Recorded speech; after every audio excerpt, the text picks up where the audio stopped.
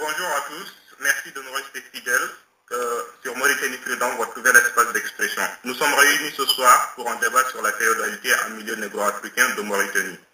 En effet, ces derniers jours, ce sujet occupe beaucoup de forums de discussion sur le net, de réseaux sociaux, et qui a récemment émergé sur les sites internet mauritaniens.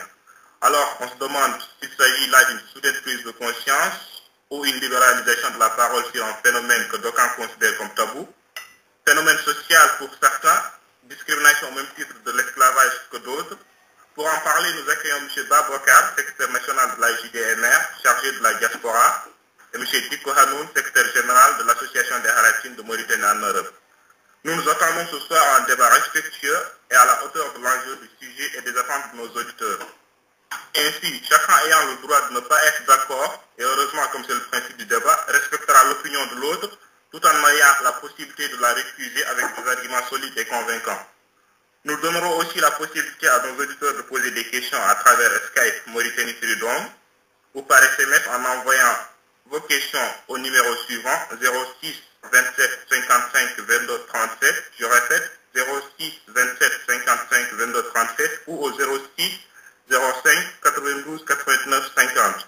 Enfin, pour vous rassurer, ce ne sont pas des numéros surtaxés. Donc voilà, vous pouvez envoyer vos textos, ne vous en privez pas. J'aurai le plaisir de co-animer cette émission avec Cham. Abdoulaye, messieurs, bonjour. Pour contextualiser le sujet, je donne la parole à Cham qui va éventuellement introduire le sujet puis aborder les premières questions pour nos intervenants. Cham, tu as la parole. Oui, bonsoir Youssouf, bonsoir Babakar et bonsoir Diko Hanoun. Bon, comme vous l'avez bien indiqué, c'est vrai. Bon, moi, ma première question, c'est une sorte de contextualisation du débat qui va opposer bien sûr Babakar et Diko Hanoun. Elle va tout directement à la question suivante. Quelle est l'actualité de la question de la féodalité aujourd'hui dans le milieu mauritanien de manière générale et en particulier dans le milieu négro-mauritanien? Pour ce qui est de l'ordre de répondant, bon, je vous laisse juste réagir. On donne l'honneur aux intervenants. Vous pouvez choisir en fait qui va intervenir en premier, s'il vous plaît. Moi, je n'ai pas de problème sur la prééminence. S'il souhaite intervenir le premier, il le fait. Sinon, je prends la parole. Il n'y a aucun souci. Je laisse la parole à Babora. Très bien. Ok, ça marche. Ça commence. Bien. Merci beaucoup. Vous me permettrez d'abord de vous remercier d'avoir accepté d'animer ce débat, parce que c'est un débat que j'ai proposé. Je devrais quand même rappeler ce contexte-là, que j'ai proposé à Diko Hanoun sur cette question qui semble tenir à cœur beaucoup de gens. Je voudrais en préciser les termes pour camper le décor. Quand je dis cela, je pense d'abord que sans vouloir vous entraîner dans un débat sémantique, je voudrais repréciser les mots. Ce que Diko Hanoun appelle la féodalité en milieu négro-africain, moi je l'appelle le système des castes, parce que la féodalité a une signification particulière, spécifique, historique, qui est connue, et qui ne correspond pas. Mais après, peut-être on va revenir sur cette problématique, mais là, par rapport à l'actualité de la question, exactement, en fait. Donc là, au jour d'aujourd'hui, en fait, quelle est l'actualité de la question? Et puis peut-être au fur et à mesure, nous reviendrons sur les définitions et puis l'approche sémantique et puis éventuellement sociologique. J'en viens, Youssouf. Quand je dis cela, c'est parce que précisément, ça me permet d'aborder la question de l'actualité de ce thème. Parce que je pense précisément que cette actualité elle a surgi bizarrement ces derniers temps. Elle a été créée alors que la question de la féodalité, la question du système des castes, elle a été en permanence présente dans nos débats. Elle a été en permanence présente. Elle n'a jamais été une question taboue, contrairement à ce qui a été dit. En tout cas, dans la société dont je viens, ça n'a jamais été une question taboue. Et donc, c'est important de se poser la question de savoir pourquoi subitement elle surgit comme ça et on nous demande d'en faire une question centrale. Si je reviens à la question de l'actualité de ce sujet, c'est justement pour dire que malgré le fait que j'ai demandé à avoir ce débat avec Diko Hanoun, je ne crois pas à la centralité de cette question sur la scène politique mauritanienne. Je m'explique. Je pense que c'est une question périphérique sur le débat mauritanien politique, en tout cas sur le terrain politique. Je pense qu'il y a des questions beaucoup plus centrales. Mais comme il y a une insistance ces derniers temps à ce que ce débat soit posé, à ce qu'on en parle, j'ai souhaité avoir ce débat avec lui. Non pas parce que je pense que, de fait, c'est une question véritablement actuelle et incontournable, mais parce que je pense qu'il était important au moins de clarifier le débat, de l'avoir avec lui et de dire les non-dits qui se cachent derrière cette résurgence de cette question. Parce qu'il y a des non-dits politiques. Donc j'espère que ce débat, il sera franc, j'espère qu'il sera sérieux, j'espère qu'il sera posé, mais j'espère surtout qu'il sera sans détour. Parce que personnellement, je le dis tout de suite, je serai dans le franc-parler le plus total et je serai sans détour. D'accord, merci. Monsieur Diko, vous avez la parole. Oui, bonsoir à tous. Je remercie Barbara, d'ailleurs, qui est vraiment l'initiateur de ces, en fait, le demandeur de ce débat. Je lui serai très reconnaissant en disant que quand même c'est le premier homme politique qui en a fait la demande et qui veut en débattre sur cette question. L'actualité sur la question, écoutez, une question non résolue ressurgira tout le temps, l'avocat, je suis désolé. La question, elle ressurgit parce qu'elle n'a jamais été traitée par nos hommes politiques, par nos hommes religieux, par nos responsables au plus haut niveau. Donc il ne faut pas être surpris que cette question ressurgit. Je pense que on peut tout parler, on peut tout aborder sur tous les angles, mais il reste que, quand même, la question, du moment qu'il n'y a pas une résolution, du moment qu'il n'y a pas une solution trouvée, il ne faut pas être surpris que la question soit ressurgie. Ce n'est pas M. Diko qui a ressurgi. Ce n'est pas Babacar qui a ressurgi. C'est la contestation globale, ou globalisée, on peut le dire, de tous les peuples qui en ont marre de cette question, qui en ont marre que cette question soit laissée pour compte et pour qu'elle ressurgisse. Voilà pourquoi j'étais un peu quand même très satisfait de Babacar. Je le dirai tout le temps, que je lui tire mon chapeau. Il a osé quand même affronter la réalité, malgré que on sait que derrière, beaucoup de gens quand même restent sceptiques à qu'on aborde cette question sur tous les angles. Moi je suis ouvert. Je ne suis pas un militant politique, Babacar, je suis désolé. Je suis un militant des droits de l'homme. Je vois des inégalités, des injustices au quotidien. Quand on me le soumet, je les traite. Et je les traiterai sans arrière-pensée, ni ambition politique, politicienne, ni rancœur, sans haine, sans rien du tout. Donc cette question, pour moi, elle est primordiale pour qu'on arrive à se débarrasser du système, comme le disent certains, du système inégalitaire, du système hégémonique, du système injuste, et tout ce qui va avec. Comment peut-on dire qu'on est victime de quelque chose, ou qu'on est victime des injustices, en arrivant chez soi-même, étant injuste avec ses semblables? Voilà toute la question centrale. Ok, je vous laisse. D'accord, donc on voit qu'il y a deux questions qui commencent à se dégager, parce que là, pour M. Babacar, il pense que c'est une question périphérique en fait, mais qui a quand même toujours été présente dans le débat politique mauritanien. Et pour M. Diko, cette question n'a jamais été traitée, peut-être en profondeur, mais cette résurgence en fait, donc voilà, est-ce qu'il y a une résurgence du phénomène de la féodalité, ou c'est juste en fait qu'il faudrait l'introduire impérativement dans le débat politique mauritanien? Je réponds tout de suite. Justement, Diko vient de toucher du doigt la question principale. en expliquant que la question n'a jamais été traitée et que lui est un militant des droits de l'homme.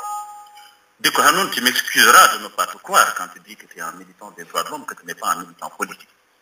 Parce que des deux choses, l'une, ou tu ne sais pas ce que c'est qu'un militant politique, alors c'est inquiétant, ou tu le sais, alors c'est de la mauvaise foi. Je préfère penser que tu ne le sais pas parce que je ne crois pas que tu sois de mauvaise foi.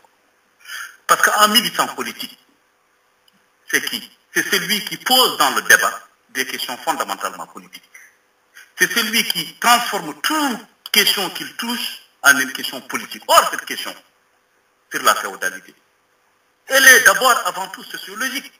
Si aujourd'hui, vous avez tenu à la mettre dans la centralité du débat politique, c'est parce que dans la tête, vous êtes des militants politiques et vous agissez en tant que tel. Ça, c'est la réalité des faits. Je pense que ce n'est pas avec moi qu'il faut chercher à jouer à ce jeu-là. Je suis désolé, Diko Hanoun, qui est parfaitement un militant politique et qui n'est d'ailleurs qu'un militant politique. Je dis cela pourquoi? Parce que militant des droits de l'homme, je l'ai été et je sais ce que c'est, Diko Hanoun. Un militant des droits de l'homme, il traite de questions que les droits de l'homme, qu'une organisation des droits de l'homme peut régler ici et maintenant. Pas en refaisant le débat sur le texte des anges, pas en faisant des débats métaphysiques. Un militant des droits de l'homme, c'est du concret. Donc on traite de questions qu'on peut porter devant la justice. Quand Boubacar Messoud ou Biram Abed, qui sont effectivement, jusque-l'heure en tout cas, des militants des droits de l'homme, dans leurs organisations actuelles, je dis bien actuelles, et je pèse mes mots, quand ils traitent des questions de l'esclavage, ils ne font pas de la philosophie sur l'esclavage. Ils prennent un cas d'esclave, ils le portent devant la justice. Or, la question que vous soulevez aujourd'hui, que vous appelez la question de la féodalité, et que j'appelle le système des castes, c'est une question de mentalité aujourd'hui, que vous le veuillez ou non. Il y a quoi aujourd'hui dans ce système des castes comme pratique, comme phénomène que vous pouvez porter devant la justice? Rien. Vous allez me dire que quelqu'un qui est issu d'une caste ne peut pas diriger une mosquée. C'est vrai, je le regrette et je le condamne. D'ailleurs, je voudrais préciser une chose avant d'aller plus loin. Entre Diko Hanoun et moi, on n'est pas là entre quelqu'un qui serait pour et quelqu'un qui serait contre le système des castes. Nous sommes tous deux d'accord sur l'existence du système des castes. Nous sommes tous deux d'accord pour condamner toute forme d'injustice. Mais que le système de caste n'est pas une forme de discrimination en fait, qui est... J'en viens, c'est ce que je dis. Je dis que c'est une forme de discrimination, c'est une évidence. Le nier, ce serait s'aveugler pour rien. En revanche, c'est quand Diko dit qu'il agit en militant des droits de l'homme que je le conteste. Parce qu'agir en militant des droits de l'homme, ce serait se saisir de questions que les droits de l'homme peuvent régler ici et maintenant, c'est-à-dire les porter devant la justice. Or, qu'est-ce que Diko Hanoun me réponde? Qu'est-ce qui dans le système des castes, bien qu'injuste fondamentalement, que je condamne de la façon la plus ferme, qu'est-ce qu'il me cite une seule pratique qu'il peut aujourd'hui porter devant la justice, bien qu'injuste? Je parle même du mariage entre gens qui ne sont pas issus de la même caste. Pouvez-vous porter quelqu'un, amener quelqu'un devant la justice parce qu'il a refusé de se marier avec une fille? Pouvez-vous aujourd'hui prendre un village, porter plainte contre lui parce qu'ils ont refusé de désigner un imam esclave alors qu'il connaît? Je le condamnerai par principe. Et c'est là où le débat est hypocrite. Parce que vous cherchez à ce que les partis politiques se saisissent de ce débat et en fassent une question centrale, alors que la nature des partis politiques, notamment quand ils sont à l'opposition, ce n'est pas de pouvoir traiter ce type de questions. Et vous le savez très bien. Parce qu'ils n'ont aucune marge de manœuvre sur des questions comme ça. À la limite, un parti qui est au pouvoir, on peut lui reprocher de ne pas prendre dans son programme, dans sa planification, des mesures dans l'éducation nationale pour permettre, par exemple, d'éduquer les élèves et amener cette mentalité à évoluer. On peut amener, par exemple, des associations, les financer parce qu'on est l'État, les subventionner pour aller porter la bonne parole, sensibiliser les gens, ainsi de suite et ainsi de suite. Mais qu'est-ce qu'un parti comme l'AJD, par exemple, je parle en son nom, peut aujourd'hui faire concrètement? Moi, je préfère ne pas être hypocrite et vous le dire sincèrement. Tout ce que nous pouvons faire, par exemple, aujourd'hui, sur la question du système des castes, c'est d'apporter une condamnation ferme, ou alors, là où nous avons des manettes de pouvoir, c'est-à-dire au sein de nos partis, quand il y a une discrimination qui est liée au système des castes, le condamner, exclure par exemple la personne, ou alors nous faire un effort dans la représentation que nous avons dans nos instances, pour que toutes les castes, pour que tout le monde soit représenté sans aucune discrimination, pour que seule la compétence compte. Et regardez du côté de la JDMR, c'est de ça qu'il s'agit. Donc vouloir aujourd'hui qu'on vous le fasse Diko Hanoun, quand je dis Diko Hanoun, moi je ne débat pas qu'avec Diko Hanoun aujourd'hui. Je ne suis pas dupe, je sais que derrière Diko Hanoun, il y a tout ça déjà. J'ai parlé de stratégie, nous y reviendrons tout à l'heure. Quand je dis cela à Diko Hanoun, je lui dis, vous êtes de mauvaise foi quand vous dites ça. Pourquoi? Parce que vous essayez de dire en fait au peuple mauritanien que ces gens-là, ils ont dans leur propre société un système de caste, donc une injustice. Je rappelle encore une fois que je condamne et que je rectifie. Donc ils ne sont pas qualifiés pour parler de racisme qui est une autre forme d'injustice. C'est dangereux de dire ça. C'est jouer le jeu du système que de dire ça. Et c'est ça le danger. Quand vous dites, vous, Dicko Hanoun, il y a quelques jours, sur Facebook, que parler de la cohabitation, comme le fait Ibrahim Matar, c'est pas bien parce que la cohabitation c'est entre tout le monde, y compris entre un homme et une femme. C'est une banalisation d'une question. Ah non, non, non, c'est faux ça. J'ai jamais dit ça. S'il vous plaît, on y reviendrait. Je le lirai ce que j'ai dit. Donc je vous laisse intervenir, mais s'il vous plaît, restons sur le débat. Je pense que j'ai jamais dit, j'ai dit tout simplement que les hommes politiques ne prennent pas en charge d'expliquer les mots cohabitation. On peut le trouver bien sûr. Bon, après, on revient au débat, s'il vous plaît. Voilà. Je reviendrai au débat. Si vous me le permettez aussi, je vais vous recadrer un petit peu, je suis désolé. Non, recadrer le débat, mais moi c'est difficile. Recadrer le débat, pardon. Moi, je réagissais par rapport au propos de votre cas. Je ne fais pas d'amalgame entre être un militant des droits de l'homme et un militant d'un parti politique. Apparemment, vous ignorez même qu'est-ce que c'est un militant d'un parti, la différence entre les deux. Moi, je ne fais pas, je ne me bats pas pour être au pouvoir. Je me bats pour que les injustices reculent, ou en tout cas pour que les injustices cessent. Vous, en tant que militant politique, vous vous battez pour être au pouvoir. Voilà la différence.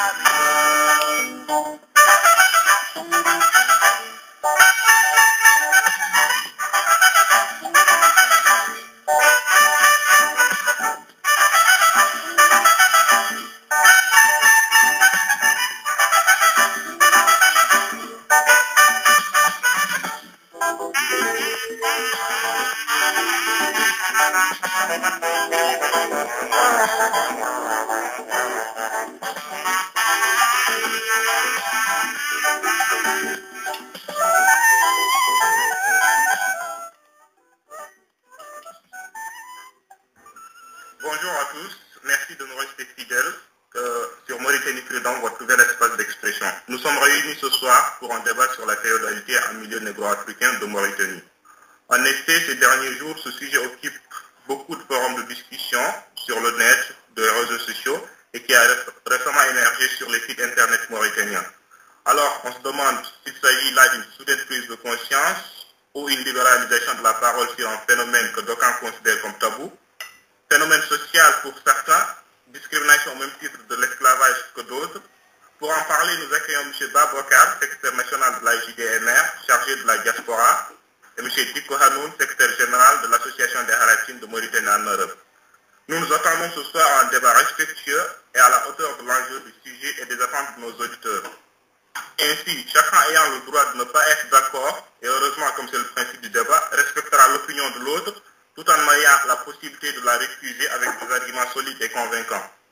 Nous donnerons aussi la possibilité à nos auditeurs de poser des questions à travers Skype Mauritanie Freedom ou par SMS en envoyant vos questions au numéro suivant 06 27 55 22 37. Je répète 06 27 55 22 37 ou au 06 05 92 89 50.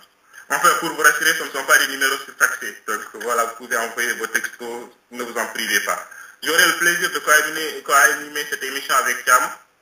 Abdoulaye, messieurs, bonjour. Pour contextualiser le sujet, je donne la parole à Cham qui va éventuellement introduire le sujet et aborder les premières questions pour nos intervenants. Cham, tu as la parole. Oui, bonsoir Youssouf, bonsoir Babokar et bonsoir Dicko Hanoun. Bon, comme vous l'avez bien indiqué. C'est vrai, bon, moi, ma première question, c'est une sorte de contextualisation du débat qui va opposer bien sûr Babokar et Dicko Hanoun. Elle va tout directement à la question suivante. Quelle est l'actualité de la question de la féodalité aujourd'hui dans le milieu mauritanien de manière générale et en particulier dans le milieu négro-mauritanien? Pour ce qui est de l'ordre de répondant, bon, Je vous laisse juste réagir. On donne l'honneur aux intervenants. Vous pouvez choisir en fait qui va intervenir en premier, s'il vous plaît. Moi, je n'ai pas de problème sur la prééminence. S'il souhaite intervenir le premier, il le fait. Sinon, je prends la parole. Il n'y a aucun souci. Je laisse la parole à Baboka. Très bien. Ok, ça marche. Ça commence. Bien. Merci beaucoup. Vous me permettrez d'abord de vous remercier d'avoir accepté d'animer ce débat, parce que c'est un débat que j'ai proposé. Je devrais quand même rappeler ce contexte-là, que j'ai proposé à Diko Hanoun sur cette question qui semble tenir à cœur beaucoup de gens. Je voudrais en préciser les termes pour camper le décor. Quand je dis cela, je pense d'abord que sans vouloir vous entraîner dans un débat sémantique, je voudrais repréciser les mots. Ce que Diko Hanoun appelle la féodalité en milieu négro-africain, moi je l'appelle le système des castes, parce que la féodalité a une signification particulière, spécifique, historique, qui est connue, et qui ne correspond pas. Mais après, peut-être on va revenir sur cette problématique, mais là, par rapport à l'actualité de la question, exactement, en fait. Donc là, au jour d'aujourd'hui, en fait, quelle est l'actualité de la question? Et puis peut-être au fur et à mesure, nous reviendrons sur les définitions et puis l'approche sémantique et puis éventuellement sociologique.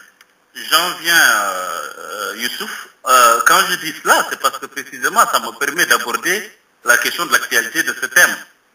Parce que je pense précisément que cette actualité, elle a surgi bizarrement ces derniers temps. Elle a été créée alors que la question de la féodalité, la question du système des castes, elle a été en permanence présente dans nos débats. Elle a été en permanence présente. Elle n'a jamais été une question taboue, contrairement à ce qui a été dit. En tout cas, dans la société dont je viens, ça n'a jamais été une question taboue. Et donc, c'est important de se poser la question de savoir pourquoi subitement elle surgit comme ça. Et on nous demande d'en faire une question centrale. Si je reviens à la question de l'actualité de ce sujet, c'est justement pour dire que malgré le fait que j'ai demandé à avoir ce débat avec Diko Hanoun, je ne crois pas à la centralité de cette question sur la scène politique mauritanienne. Je m'explique. Je pense que c'est une question périphérique sur le débat mauritanien politique, en tout cas sur le terrain politique. Je pense qu'il y a des questions beaucoup plus centrales.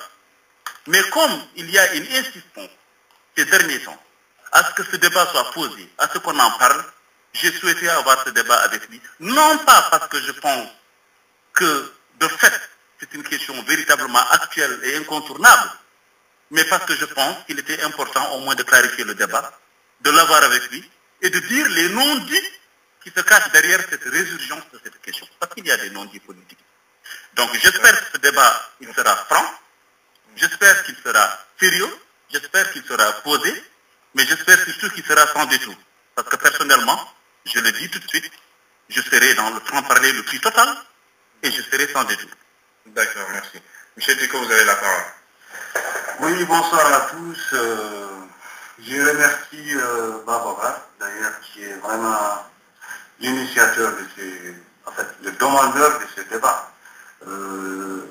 Je lui serai très reconnaissant en disant que quand même c'est le premier homme politique qui en a fait la demande et qui veut en débattre sur cette question. L'actualité sur la question, écoutez, une question non résolue ressurgira tout le temps, l'avocat, je suis désolé.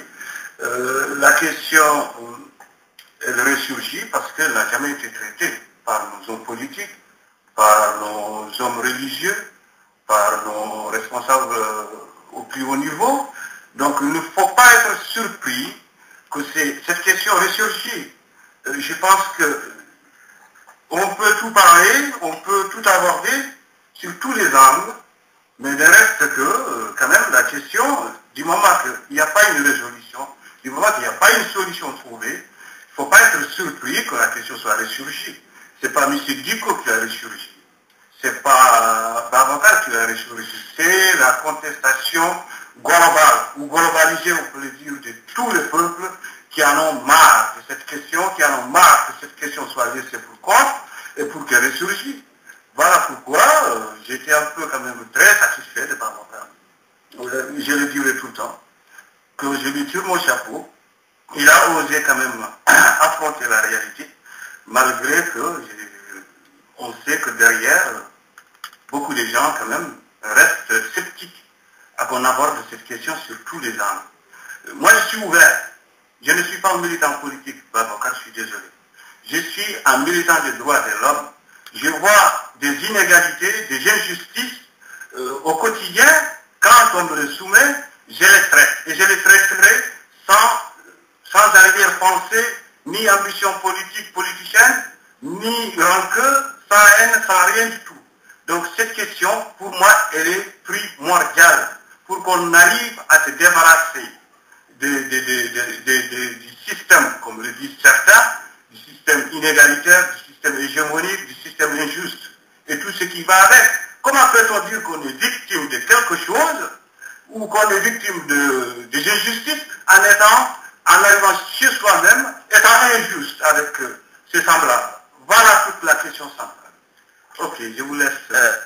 D'accord, donc on voit qu'il y a deux questions qui commencent à se dégager, parce que là, pour M. Babokar, il pense que c'est une question périphérique en fait, mais qui a quand même toujours été présent dans le débat politique mauritanien.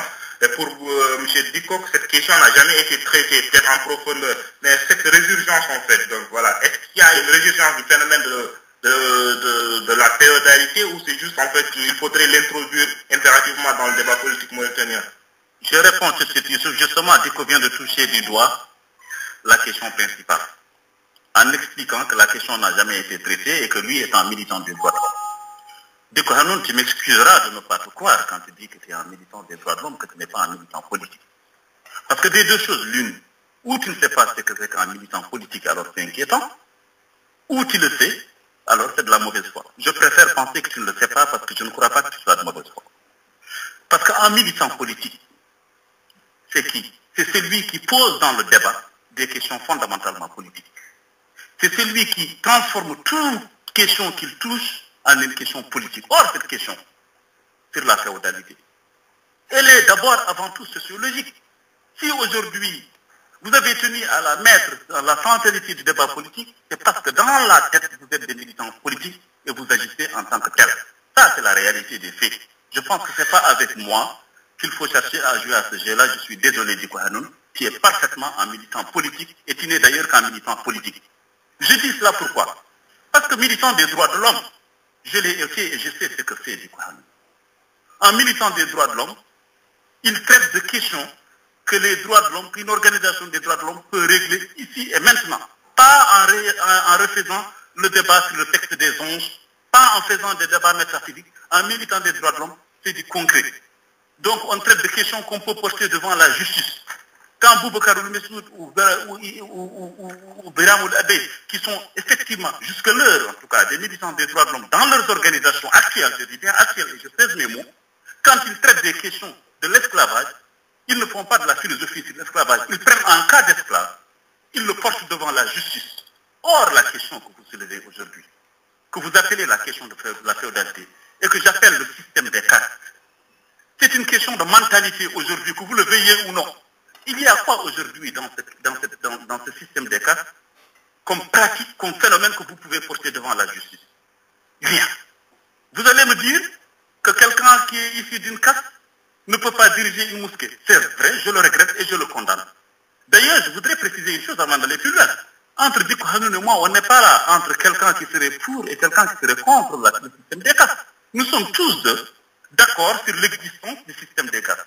Nous sommes tous deux d'accord pour condamner toute forme d'injustice. Mais que le système de caste n'est pas une forme de discrimination en fait, qui est... J'en viens, c'est ce que je dis. Je dis que c'est une forme de discrimination, c'est une évidence. Le nier, ce serait s'aveugler pour rien. En revanche, c'est quand Diko dit qu'il agit en militant des droits de l'homme que je le conteste. Parce qu'agir en militant des droits de l'homme, ce serait se saisir de questions que les droits de l'homme peuvent régler ici et maintenant, c'est-à-dire les porter devant la justice. Or, qu'est-ce que Diko Hanoun me réponde? Qu'est-ce qui dans le système des castes, bien qu'injuste fondamentalement, que je condamne de la façon la plus ferme, qu'est-ce qu'il me cite une seule pratique qu'il peut aujourd'hui porter devant la justice, bien qu'injuste? Je parle même du mariage entre gens qui ne sont pas issus de la même caste. Pouvez-vous porter quelqu'un amener quelqu'un devant la justice parce qu'il a refusé de se marier avec une fille. Pouvez-vous aujourd'hui prendre un village, porter plainte contre lui parce qu'ils ont refusé de désigner un imam esclave alors qu'il connaît? Je le condamnerai par principe. Et c'est là où le débat est hypocrite. Parce que vous cherchez à ce que les partis politiques se saisissent de ce débat et en fassent une question centrale, alors que la nature des partis politiques, notamment quand ils sont à l'opposition, ce n'est pas de pouvoir traiter ce type de questions. Et vous le savez très bien. Parce qu'ils n'ont aucune marge de manœuvre sur des questions comme ça. À la limite, un parti qui est au pouvoir, on peut lui reprocher de ne pas prendre dans son programme, dans sa planification, des mesures dans l'éducation nationale pour permettre, par exemple, d'éduquer les élèves et amener cette mentalité à évoluer. On peut amener, par exemple, des associations, les financer parce qu'on est l'État, les subventionner pour aller porter la bonne parole, sensibiliser les gens, ainsi de suite et ainsi de suite. Mais qu'est-ce qu'un parti comme l'AJD, par exemple, je parle en son nom, peut aujourd'hui faire concrètement? Moi, je préfère ne pas être hypocrite et vous le dire sincèrement. Tout ce que nous pouvons faire, par exemple, aujourd'hui, sur la question du système des cartes, c'est d'apporter une condamnation ferme, ou alors, là où nous avons des manettes de pouvoir, c'est-à-dire au sein de nos partis, quand il y a une discrimination qui est liée au système des cartes, le condamner, exclure par exemple la personne, ou alors nous faire un effort dans la représentation que nous avons dans nos instances, pour que toutes les cartes, pour que tout le monde soit représenté sans aucune discrimination, pour que seule la compétence compte. Et regardez du côté de la JDMR, c'est de ça qu'il s'agit. Donc vouloir aujourd'hui qu'on vous le fasse du Kohanoun, quand je dis du Kohanoun, moi je ne débat pas avec du Kohanoun aujourd'hui. Je ne suis pas dupe, je sais que derrière du Kohanoun, il y a tout ça déjà. J'ai parlé de stratégie, nous y reviendrons tout à l'heure. Quand je dis cela à du Kohanoun, je lui dis, vous êtes de mauvaise foi quand vous dites ça. Pourquoi? Parce que vous essayez de dire en fait au peuple mauritanien que ces gens-là, ils ont dans leur propre société un système de casse, donc une injustice. Je rappelle encore une fois que je condamne et que je reclus. Donc ils ne sont pas qualifiés pour parler de racisme qui est une autre forme d'injustice. C'est dangereux de dire ça. C'est jouer le jeu du système que de dire ça. Et c'est ça le danger.